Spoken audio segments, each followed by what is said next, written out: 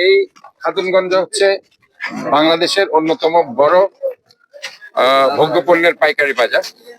তো এখানে দরদাম সবসময় উঠানামা হয়। এখানে কিন্তু দরদাম উঠানামা হয়। এখানে যদি দর বাড়ে খুচরা বাজারে গিয়ে সেটা প্রেসার পড়ে, প্রভাব পড়ে, যার কারণে গিয়ে আজকে নয়, আমরা কন্টিনিউয়াস প্রসেসে কিন্তু মনিটরিং আছে, আমাদের ম্যাজিস্ট্রেটরা রেগুলার বেসিস আসছে। আজকে আমি পার্সোনালি এসেছি যে দেখার জন্য। তো আমি ওভারঅল দেখতে পেয়েছি যে তাদের যে রেট চার্ট গুলো আছে তাদের, এটা আমি চেক করেছি, তবে বেশ কিছু জায়গায় অসঙ্গতি দেখেছি। রাস্তার মধ্যে তারা মেইন রাস্তা যেটা মানুষ হাঁটার, সেখানে পর্যন্ত তাদের ভোগ্যপণ্য রেখে দিয়েছে। তাদেরকে আমি ম্যাজিস্ট্রেট সাহেবকে অর্ডার দিয়েছি, তাদের বিরুদ্ধে জরিমানা করা হয়েছে। এবং আমরা চাই যে মানুষ হাঁটার প্রতিবন্ধকতা যাতে না হয়, এবং সেখানে আমরা তাদেরকে সতর্ক করেছি যে যাদের দোকানে ময়লা পাওয়া যাবে সামনে, তাদেরকে আমরা পানিশমেন্টের আওতায় আনবো। কারণ আমাদেরকে পাশাপাশি জলাবদ্ধতার ব্যাপারটা, কারণ খাতুনগঞ্জ এটা ইম্পর্টেন্ট মার্কেট, এখানে জলাবদ্ধতা যাতে না হয় সেটা আমাদের দেখতে হবে। কারণ এখানে যদি জলাবদ্ধতা হয়, দরদাম বেড়ে যাবে, মানুষের ভোগান্তি হবে।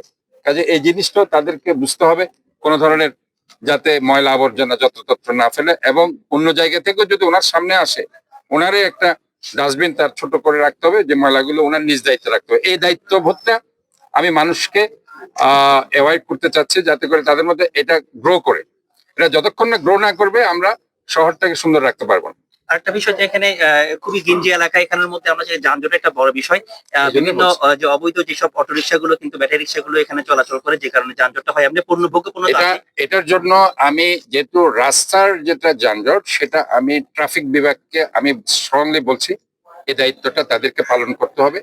এখনো বিভিন্ন জায়গায় এই ধরনের ব্যাটারি চালিত রিক্সাগুলো ঘুরছে এবং তারা যানজট সৃষ্টি করছে।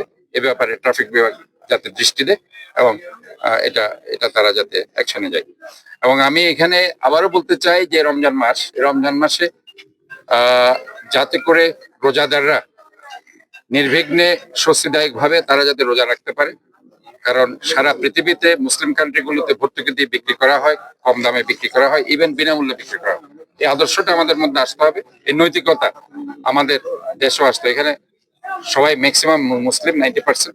কাজে এই দায়িত্ববোধ, চেতনাবোধ যদি আমাদের মধ্যে না আসে, তাহলে কিন্তু আমাদের ইসলামের দিক দিয়ে, নৈতিকতার দিক দিয়ে আমি মনে করি যে আমরা আসলে অনেক লো স্টেজে আমরা বাস করছি। কাজে আমাদেরকে অবশ্যই আমাদের নৈতিকতার জায়গায় আমাদেরকে ঠিক থাকতে হবে, এবং আমরা যাতে কোনো ভেজাল কিছু বিক্রি না করি, রং মিশ্রিত কোনো খাদ্যদ্রব্য বিক্রি না করি, বেশি দামে বিক্রি না করি, এবং আমরা যাতে আমাদের কোয়ালিটিটা এনশিওর করি।